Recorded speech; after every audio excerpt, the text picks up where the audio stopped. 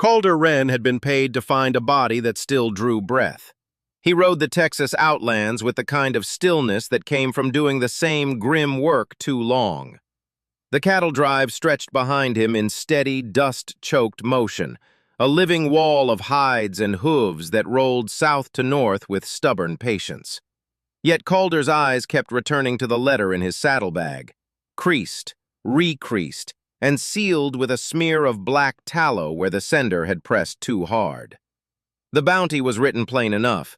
A young Apache woman, Delphine Yazzie, accused of stealing a herd ledger and a mule train's worth of supplies from a stage depot outside Wichita. That's how they spoke it in town. Like theft was only theft. Like it belonged to one law and not another. Calder had heard plenty of stories in saloons where men drank their consciences away. Most of them ended with a woman's name in the same breath as a rope. He did not ask too many questions. Questions cost time, and time cost money. But the trail taught him its own kind of truth. By late afternoon, the sky turned the color of old tin, and the wind came in from the Kansas flats with grit that found every gap in a man's clothing. A drive like this was always beautiful from a distance. The endless open country, the thin line of clouds, the way a rider's silhouette looked heroic when the sun struck just right. Up close, it was something else. Mud in the seams of boots, sweat that dried into salt, the smell of animals and sour sweat and horse tack. It was the groan of tired wagons, the cough of dust in a man's throat, the small suffering everyone pretended not to notice. Calder's work required pretending too. He turned his horse toward a low rise where the brush grew spindly and mean. There, near a dry creek bed, he saw the sign before he saw the woman. A churned patch of earth where hooves must have passed, a strip of wool caught on thorn like the last shred of a struggle. The riders ahead had slowed, not out of concern, out of superstition. A few men muttered prayers under their breath as if danger were a weather system. Calder dismounted and walked, letting the world get quiet. He could hear the cattle drives murmur far off. Closer, he heard only the wind and the faint, wet rattle of something struggling in his chest. He found Delphine Yazzie folded against the bank as if she had tried to become part of the land. Her skin looked too pale against the dust, her lips bluish with cold that had not yet gone. Her blanket, thin, torn, had been dragged and pinned by brush. One wrist was bound with rawhide that had rubbed to redness. When Calder knelt, she flinched with a reflex so sharp it almost felt like anger. Her eyes opened, dark and steady. Not blank, not dying, just trapped. Calder's first thought was ugly, the kind he hated. The money made it easy to see her as an object, a problem to solve, a ledger line to close. But when he met her gaze, that practice faltered. He had taken a dozen bounties in his years, men who believed pain was a bargaining chip. Delphine looked like she believed pain was simply the price of staying alive. He reached toward her, careful. "Miss Yazzie?" Her breath came in a shallow pull. "You came late," she rasped, voice raspier than it should have been after so short a life. Calder swallowed. "I was told you were on the verge. Everyone tells you whatever makes you easy." Her eyes narrowed a fraction, then eased again as if the motion cost her. He had expected a body he could confirm. Instead, he had a living woman who could still judge him. Behind him, a rider's horse shifted. Calder sensed a tension like heat on skin. He did not turn. He could guess who had stopped to look. Ruthie Sutter's voice carried over the wind, sharp enough to cut. "Wren, you working miracles now?" Ruthie had been one of the women who moved with the drive, trading quiet favors for practical ones. She cooked for men who pretended they didn't notice her. She fixed harnesses with a needle and a kind of fury. Calder had seen the way she watched newcomers, as if she could smell trouble before it reached the camp. Now she stood by her own horse, bonnet pulled low, hands planted on her saddle horn. Calder kept his attention on Delphine. "She's alive." "Alive don't mean safe," Ruthie said. "You know what they said, Apache, trail sick, sticky fingers." Delphine's eyes flashed, not at Ruthie but at Calder, as if the question was who he would choose to believe. Calder's jaw tightened. He reached into his saddlebags and pulled out a canteen. He pressed it toward Delphine's lips. She did not drink immediately. She watched the canteen as if it might be poisoned by the shape of Calder's intent. Calder said, "I'm not trying to hurt you." Delphine's mouth twitched, almost a smile. "That's not what men say after they hurt you." He exhaled slowly. "Then don't drink." He had no patience for delicate behavior, but he had learned there was one kind of dignity that didn't care about his job. Delphine's hands were cold enough that when he shifted his grip under her shoulders, he felt her shiver through his gloves. He lifted her carefully, laying her against his coat. Her head lolled back, hair matted with dust. There were beads at her braid, small pale shapes that caught light even in the gray. There was a mark on her cheek, faint, like a scar or a ceremonial line beneath the dirt. Calder's mind tried to do what it always did: confirm, capture, collect. But the wind dragged at Delphine's blanket, loosening it again. She had fought. Whoever did this had not done it gently. Calder picked up her blanket and wrapped it more tightly, then looked at Ruthie. "If she dies out here, that money won't matter." Ruthie stared, then glanced away toward the distant line of cattle. "If she lives, the men will come asking questions. You keep touching her and you'll be the villain." Calder didn't like how Ruthie spoke. It wasn't sympathy, not quite. It was practicality wrapped in caution, the kind a person used when the world punished softness. He adjusted Delphine's grip on the front of his coat. "I'll ride her to camp." Ruthie barked a laugh without humor. "Camp's full of hungry eyes. You think you can hide a woman with your hands on her?" Delphine lifted her head and looked straight at Ruthie. "He doesn't hide what he carries." Ruthie's eyes narrowed. "And you don't talk like a woman that's supposed to be dead." Delphine's gaze slid away and her voice softened into something careful. "I'm not what they wrote on their paper." Calder had seen men's papers turn into noose ropes, but there was something else now, the sense that the paper wasn't the only story. He swung Delphine onto his horse in a way that honored her weight, not like cargo, but like a person. She resisted at first, then surrendered to exhaustion. When he climbed up behind her, his arms braced around her waist with a restraint that surprised him. The heat of her body had not returned, but there was still life there, still a pulse under his palm. "Don't hold me," Delphine said, though her voice lost strength at the edges. Calder leaned closer so she could hear him over the wind. "I'm not holding you to claim you. I'm holding you so you don't fall." Delphine's breath hitched. "You can do better than that, bounty hunter." Calder felt his throat tighten. He had been called worse. He had never been called anything that sounded like recognition. He urged his horse into the drive's path. As they neared camp, the air changed. Smoke hung low from cooking fires. Leather creaked. Men's talk carried in bursts, then scattered when Calder passed. He could feel the scrutiny like barbed wire.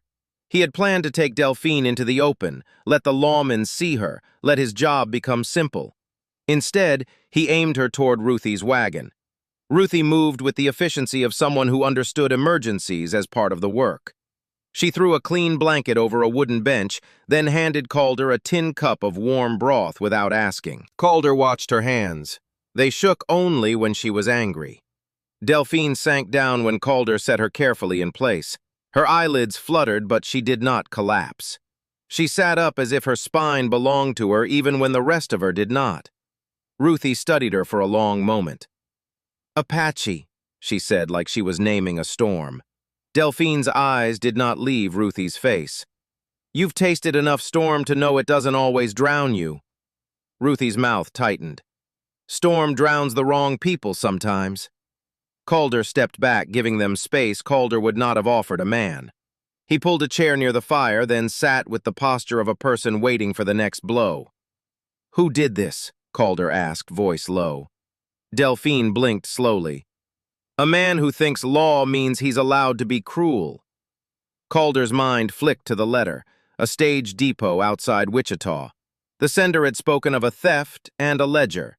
Calder had assumed the woman had been a thief, and that was the end. Delphine's expression sharpened. The ledger isn't only a ledger, Ruthie scoffed. Everything's a ledger to you clever folks. Numbers by piece.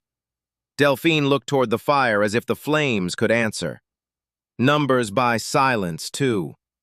Calder felt a chill that had nothing to do with cold. He had taken bounties because he believed in the clean shape of his work. Now he wondered what he had really been paid to do. A man emerged from between wagons, tall and broad, with a hat pulled low over a face Calder recognized from Wichita's saloon district. Marshal Harlan Pike. He had the official posture of someone who enjoyed being feared. Pike paused when he saw Delphine seated by the fire. His eyes narrowed, then flicked to Calder. "Wren," Pike said. "You bring her in alive?" Calder's hands clenched. She was left by the creek. Pike's gaze stayed on Delphine. "Left to die, yes. But you can still make a show of decency. I like it when men remember the law." Delphine's head turned slightly. "Law is a horse with a blindfold. It runs where the rider points." Pike took a step forward. "Talking won't buy you mercy, Apache." Ruthie stood between Pike and the bench, apron strings tied tight as if she needed the rope to hold her anger in. "Marshal," she said, voice calm in a way that meant danger, "if you touch her, you'll have to answer to me." Pike's eyes slid to Ruthie. "And you are?" Ruthie smiled without warmth. "The woman who keeps half your wagons from breaking down." Calder watched Pike's jaw work. Pike did not like obstacles that came in skirts and aprons. He preferred men in boots.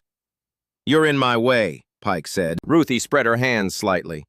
"If she's bounty, she's still a person. You want her? Warm her first. She was near death when Calder brought her." Pike's expression hardened, then softened just enough for calculation. "Wren, you did this without my notice." Calder stood slow. "I found her breathing." Pike's gaze turned sharp. "Breathing doesn't matter. Paper does." Calder reached toward his saddlebag and pulled out the letter. He held it out, then stopped short of giving it to Pike. "I didn't ride her in to hand her over to be killed," Calder said. Pike's eyes flashed. "And what did you ride her in for, Wren? Romance?" The word landed like spit. Calder felt Delphine watching him, not pity, not admiration, something harder, like she was measuring whether he was dangerous to her enemies or only dangerous to her freedom. Delphine spoke before Calder could answer. "He rode me in because he wants to sleep at night. That's the only kind of man his kind of job still has." Pike laughed. "Listen to her mouth. She'll live long enough to regret it." Calder heard the threat in Pike's tone. He also heard the implication.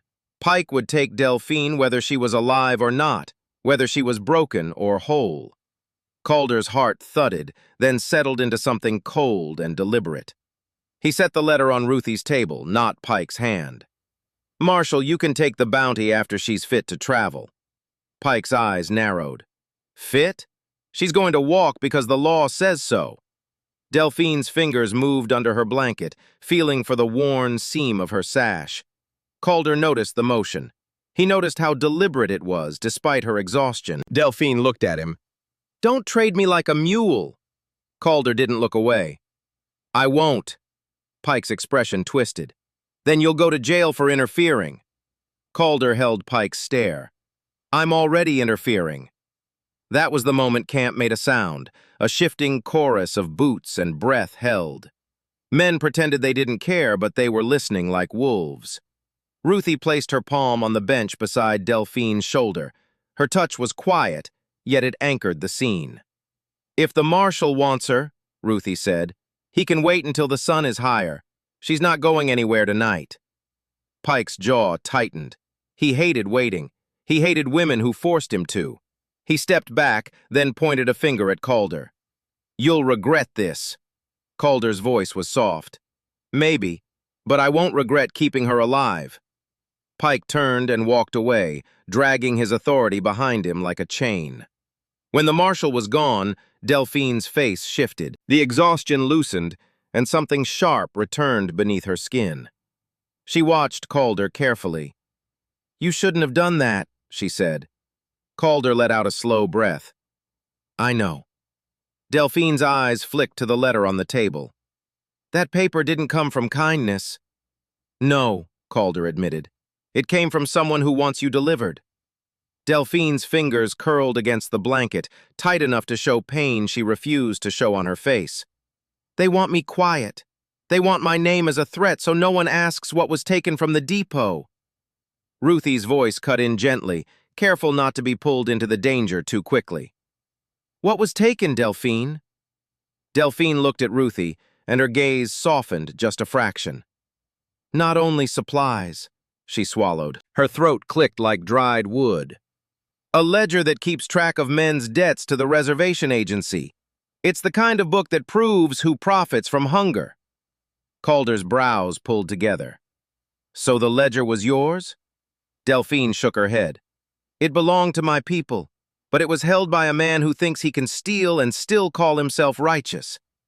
Calder stared at her, hearing the moral complexity in her words.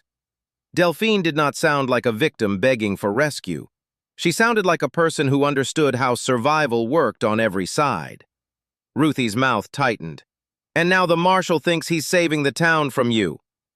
Delphine's eyes narrowed. He's saving his friends from questions. Calder leaned forward, lowering his voice. Why the cattle drive? Delphine looked toward the dark line of wagons where the drive's owners gathered.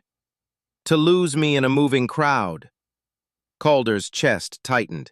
He remembered how men ahead had slowed near the brush, how they had looked away from her like she was a fire that could burn them just by touching. You weren't just traveling, Calder said. Delphine's gaze held his. I was moving between dangers. The trail from Wichita to Kansas is not only land, it's a map of who can be found and who cannot. Ruthie's expression turned wary. And now you're here, in my wagon's shadow. Delphine's lips parted, then she seemed to consider the truth that would change everything. Because I could not outrun the men who track blood. Calder's hand rose, then stopped in midair. He wanted to touch her, to confirm she was real and not a mirage of cold. But the gesture would have been too much too soon. Instead, he asked, Who tracked you? Delphine's eyes flicked briefly toward Calder's saddlebag. The man you're meant to bring to the marshal. The man behind the letter. Calder's stomach sank. I'm the only one who rode from Wichita. Delphine's voice went quiet. Not the only one who wrote. Ruthie watched Calder with suspicion, perhaps for her own reasons. Are you telling us the bounty was bait? Delphine nodded once. The bounty hunter is the leash. The real trap is the law. Calder's mind raced through the letter's signature.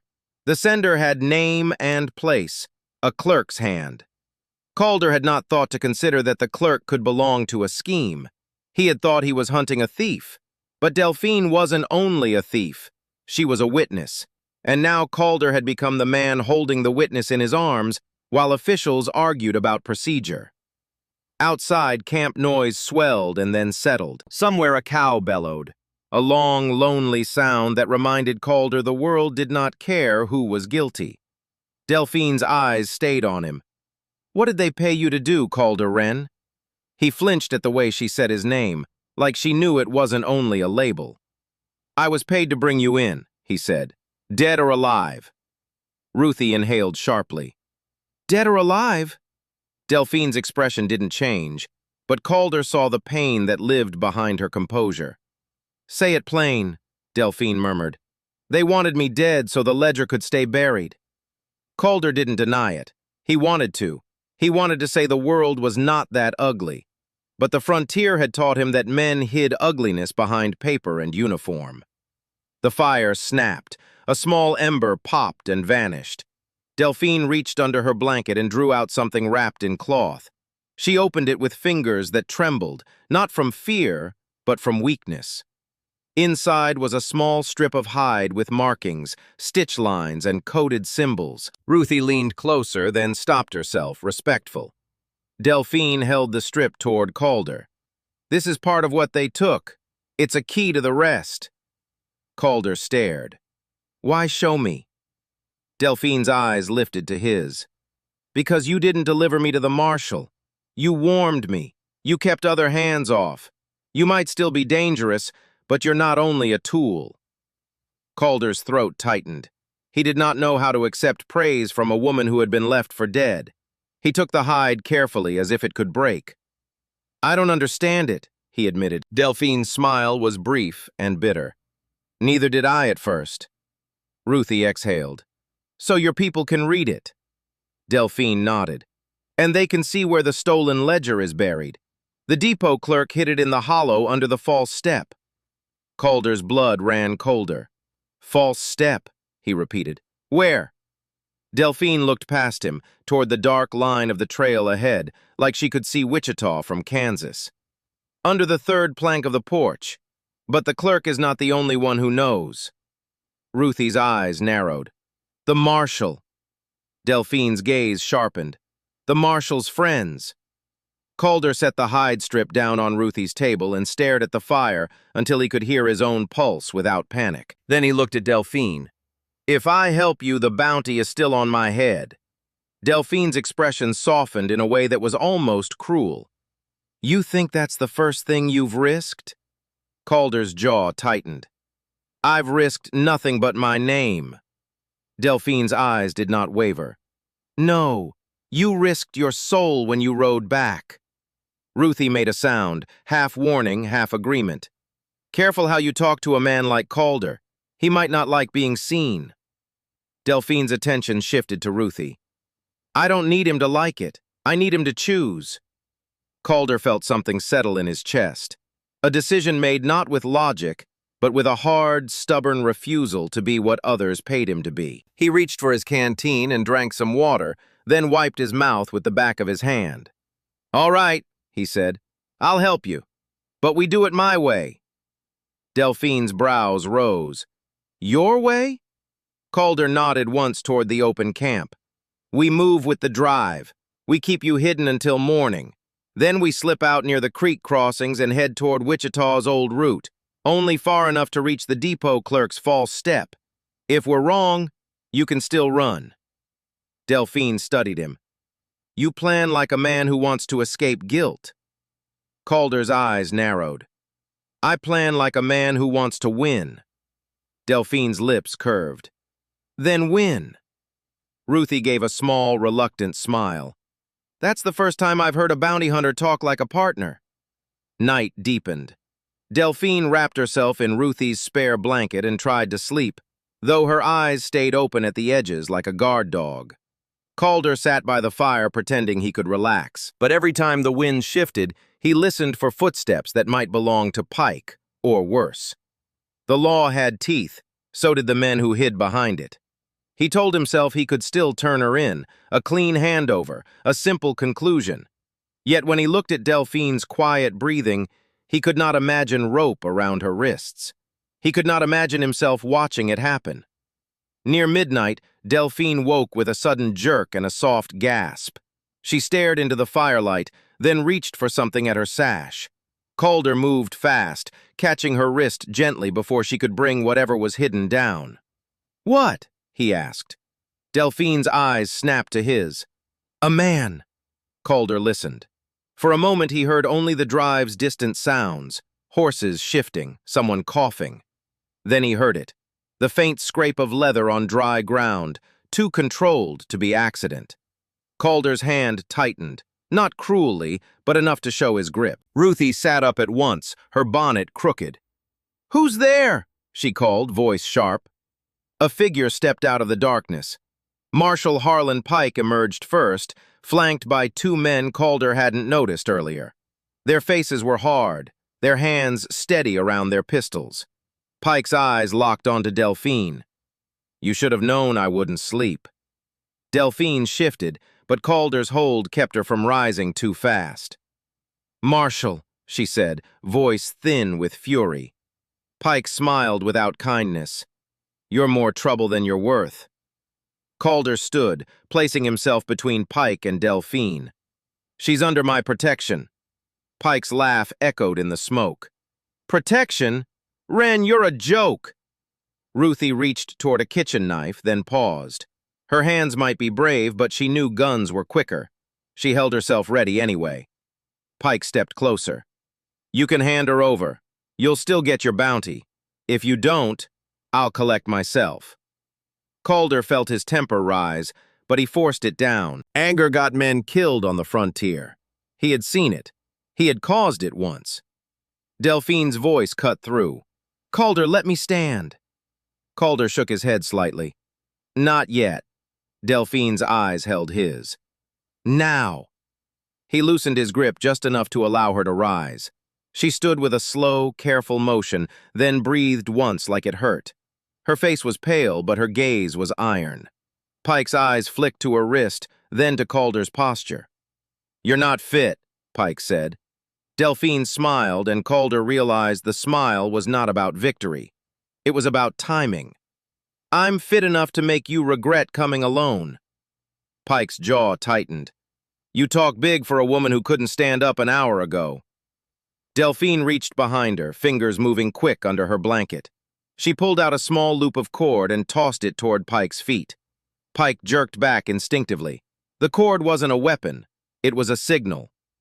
From the darkness beyond the wagon line, boots shifted. Men who had pretended to sleep now moved with purpose. Stagehands, cowboys, a pair of riders from the far end of the drive.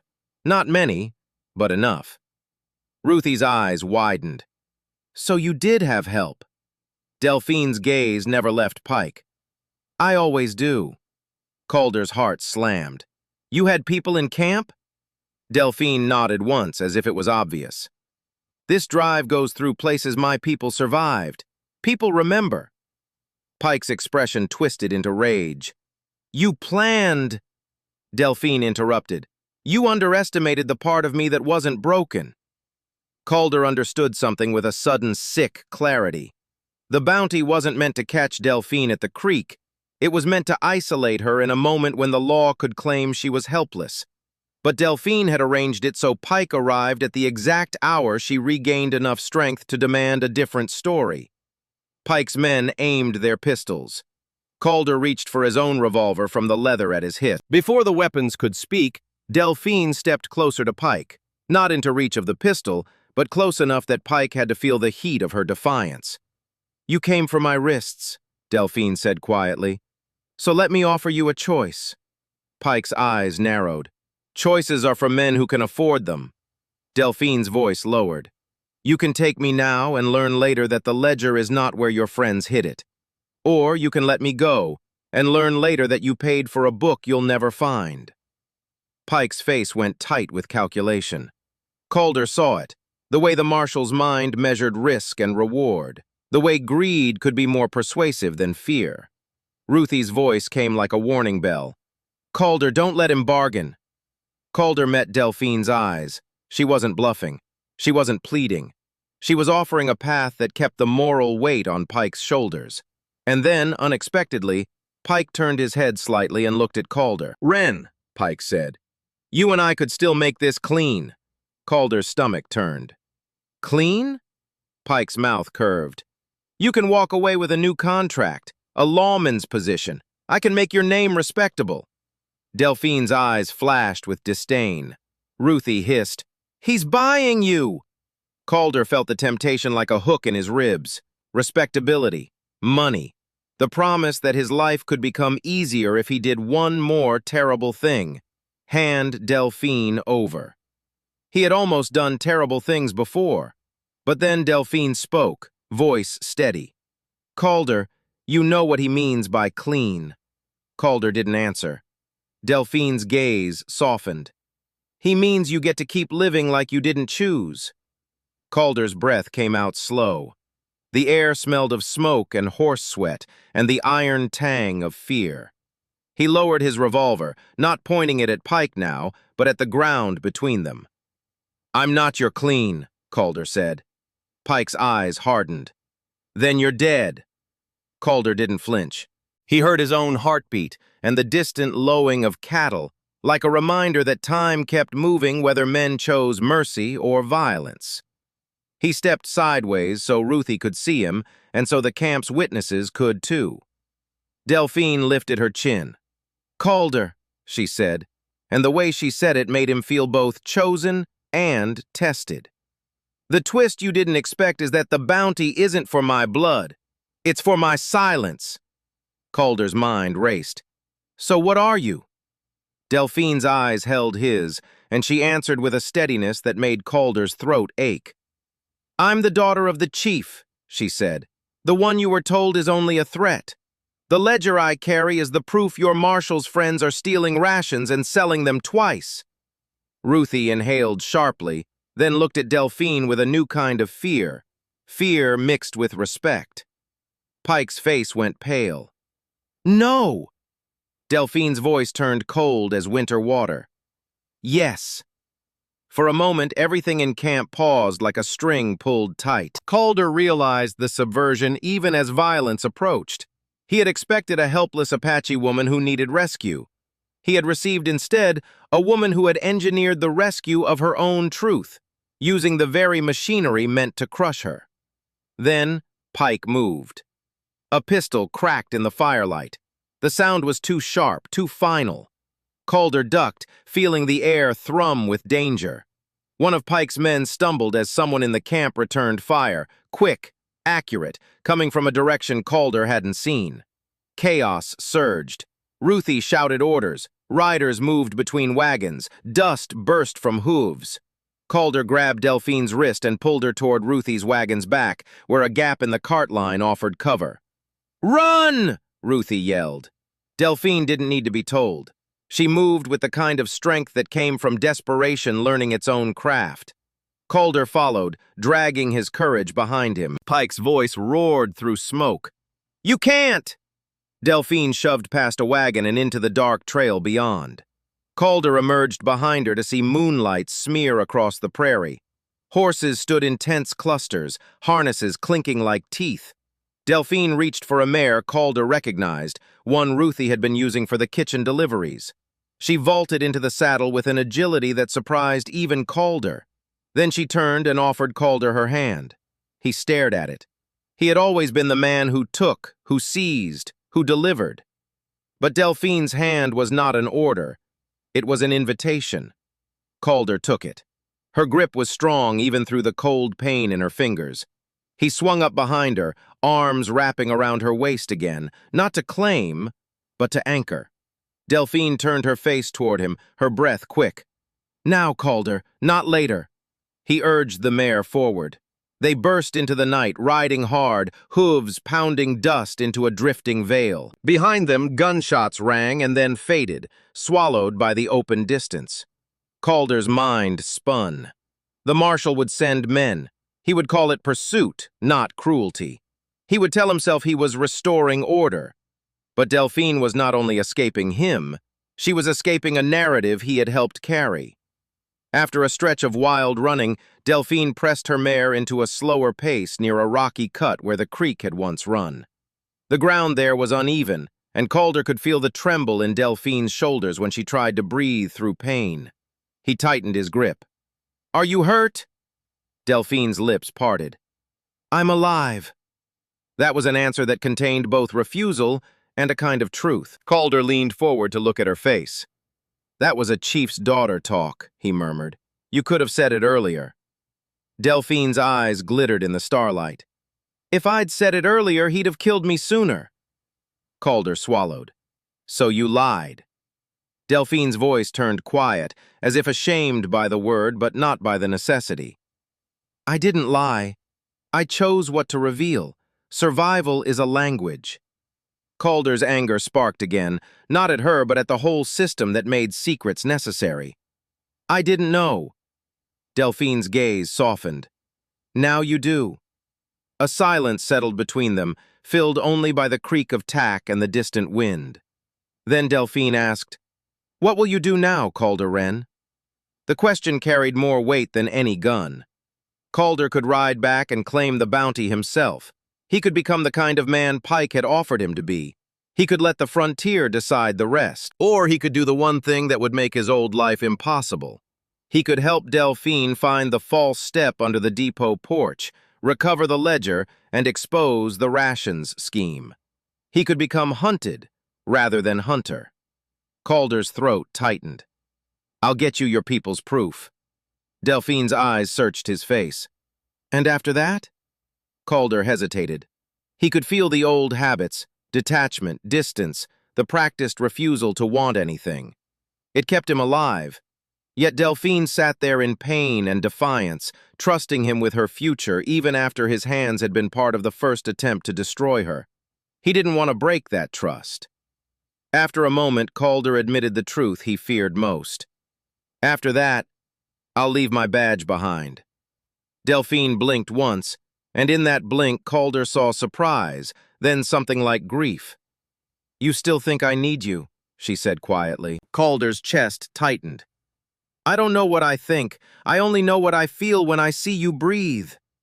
Delphine's mouth curved, but her eyes turned glossy. She looked away as if emotion was a fire that could burn her. You shouldn't.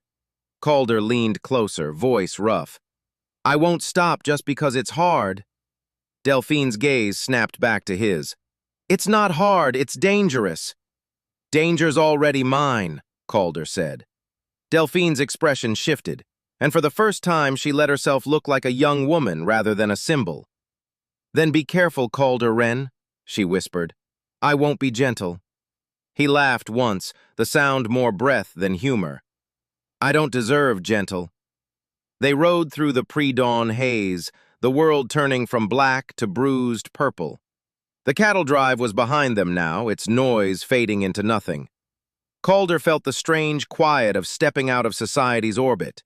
He expected Delphine to lead toward Apache country. Instead, she directed the mare toward a narrow path that cut toward the old Wichita Road, a decision that didn't match Calder's understanding of safety.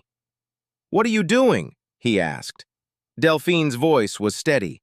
We retrieve the ledger where it's hidden, then we leave. Calder's brows pulled together. If Pike knows... Delphine cut him off. Pike knows a woman escapes. Pike doesn't know what she knows. He stared at her profile. The way she said it made him realize the twist wasn't only that she was a chief's daughter. The deeper twist was that she was deliberately dragging Calder into a battlefield of information. She wanted him because he could move through towns, because he could read papers, because he could smell the places where men tried to bury truth. She didn't need his romance, she needed his access. Yet even as Calder understood the strategy, he could not deny the way he was beginning to want her anyway. By mid-morning, they reached a half-ruined depot, the kind that looked abandoned until a living thing hid in the shadows. Delphine guided them to a small yard where weeds grew tall around stones. She dismounted and moved quietly, cloak trailing.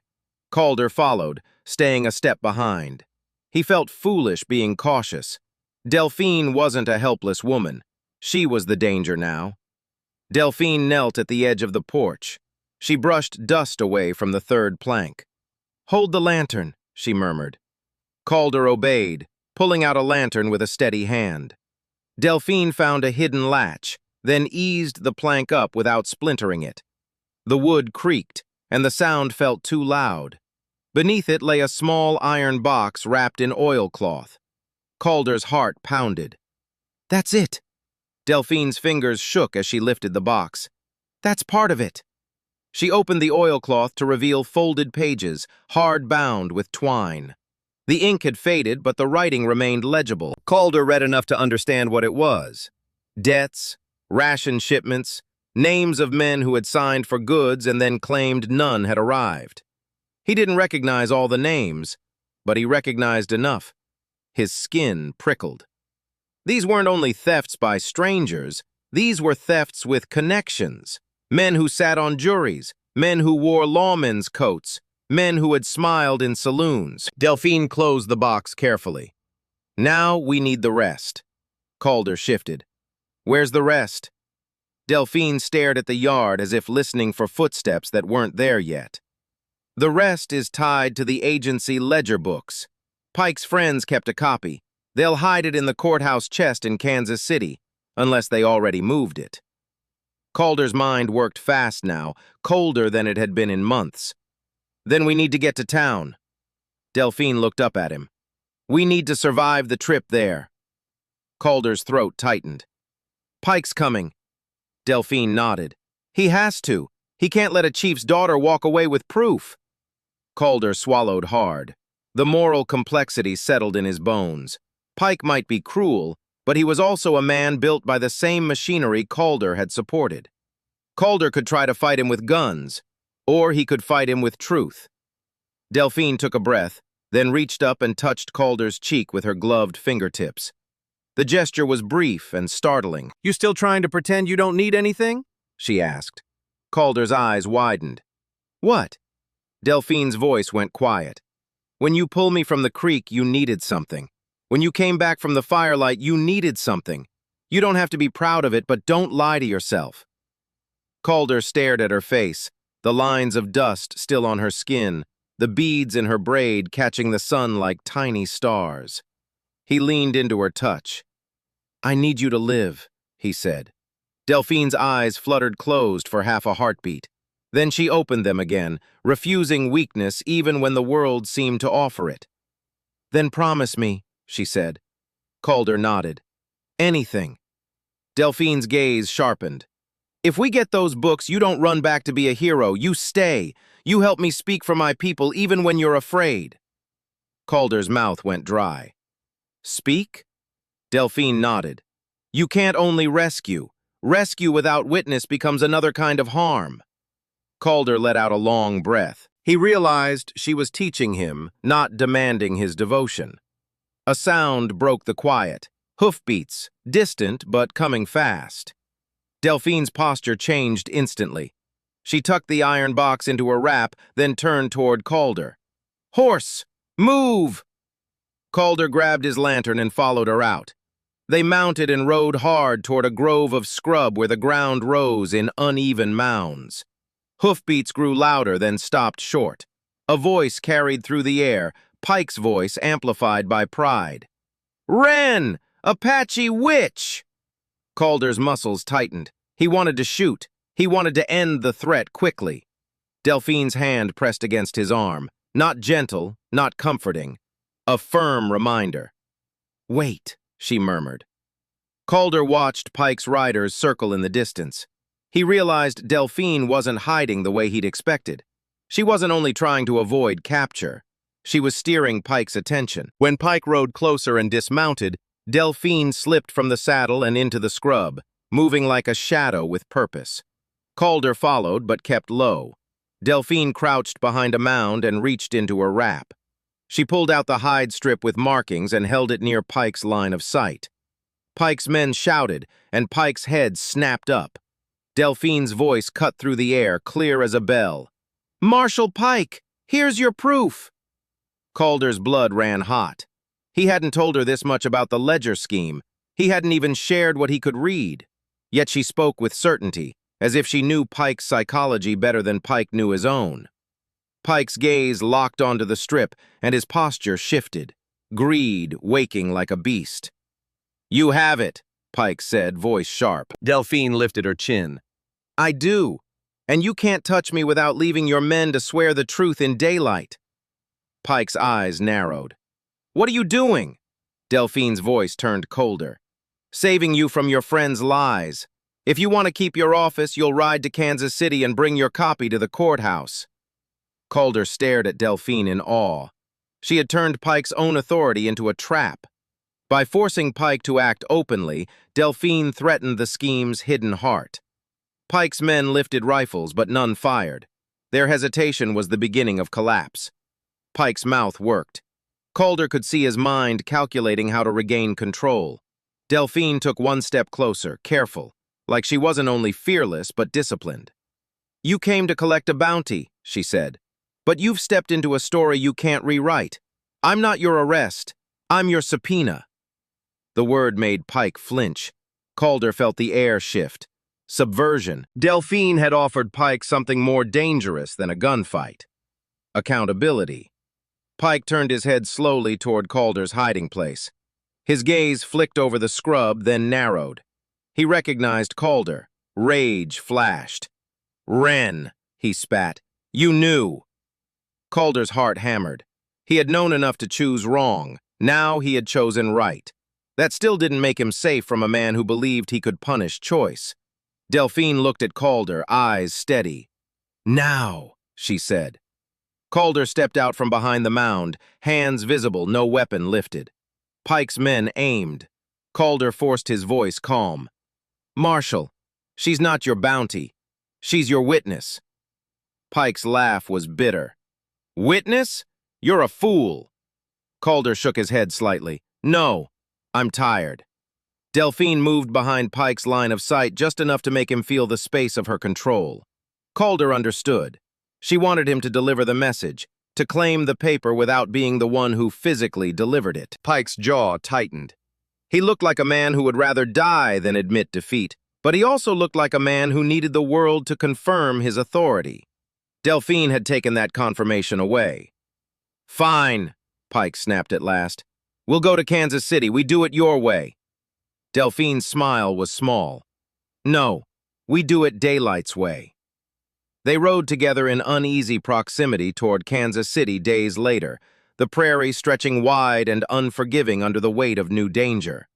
Calder stayed close to Delphine, but still tried to keep his hands from reaching her too much.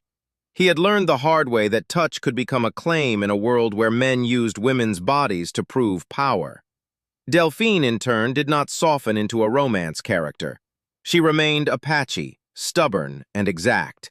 She didn't pretend kindness was easy, yet every night when the campfires burned low, she offered him a look that said she noticed his restraint. It was her version of trust. One evening, as they waited outside a small stage station, Ruthie Sutter arrived. Calder froze when he saw her because he hadn't expected anyone from the drive to risk following him this far. Ruthie's bonnet was dusty, her cheeks wind-burned. "Thought you might be too proud to write," she said. Calder swallowed. "You came." Ruthie's gaze flicked to Delphine. She needed help. Delphine's eyes narrowed. "You shouldn't be here." Ruthie smiled without humor. "I live in a world where being somewhere is the only way to change it." Calder felt something loosen in his chest. He didn't know whether the word help was romance or loyalty or both. Delphine stepped closer to Ruthie, then clasped Ruthie's forearm briefly in a gesture of respect. "Thank you," she said, and for once her voice sounded young. Ruthie nodded once, accepting the gratitude like it was work she'd planned to do anyway. That night, after Ruthie retired to her corner, Calder and Delphine sat by their own fire. The flames made their faces move with shifting light. Calder watched Delphine's hands, remembering the cold at the creek and the strength in her ribs now. "You asked me to stay and speak," Calder said quietly. "But I don't know how to speak for your people." Delphine's eyes flicked to his. "You already do. You chose not to lie when you could have made your life easier." Calder's throat tightened. "That's not speaking." Delphine leaned closer, her shoulder brushing his coat. Her touch was brief but undeniable. "Then do it now." Calder swallowed and looked into the fire. "In Kansas City, when Pike accuses me of complicity, what do I say?" Delphine's gaze stayed steady. "Tell the truth. Tell them you rode back. Tell them the woman wasn't helpless. Tell them you were paid to be a weapon and you refused." Calder felt his palms sweat under the chill. "And if they call me a traitor?" Delphine's lips curved. "Let them. A traitor to what? Men's excuses?" Her words struck deep. Calder turned his head toward her. "You think you can just flip my life and call it right?" Delphine's eyes softened. "No, I think I can't. That's why I need you to choose again and again. Love isn't one rescue. It's a series of refusing to become the worst version of yourself." The frontier made love hard by design. It forced men to be brutal and women to be careful. It demanded survival be the only proof of value. Calder's chest ached. He wanted to tell her he loved her. He also feared the word would sound like claim. Instead, he asked, "Do you ever wish you could just rest?" Delphine's gaze drifted to the stars. "Every day." Calder's voice dropped. "Then let me help you rest." Delphine looked at him for a long moment. Then she shifted closer, their shoulders touching more firmly. She didn't close her eyes. She watched him as if she wanted to know what kind of man would remain when the danger eased. Calder reached out carefully and took her hand. Delphine did not pull away. In the courthouse days later, the confrontation happened under harsh daylight, the kind that made everyone look guilty even when they were innocent. Pike sat behind a desk like a king. Men in coats and ties, improper for the frontier but confident in it, watched with hungry eyes. Calder stood before them with Delphine's iron box on the table. The contents were spread out like evidence at a firing line. Pike's men tried to shout, tried to blur the details, but Calder kept his voice steady. He spoke of the creek, of the cold that had nearly stolen Delphine. He spoke of Ruthie's wagon, of the way Camp had tried to look away. He spoke of the hide strip and the false step. He spoke of seeing Delphine not as a bounty, but as a person with knowledge. Then Delphine stood and spoke too. Her words were not only language, they were authority. She explained what the ledger meant, how rations had been siphoned, how debts were recorded to justify hunger. She did not ask for pity. She demanded accountability.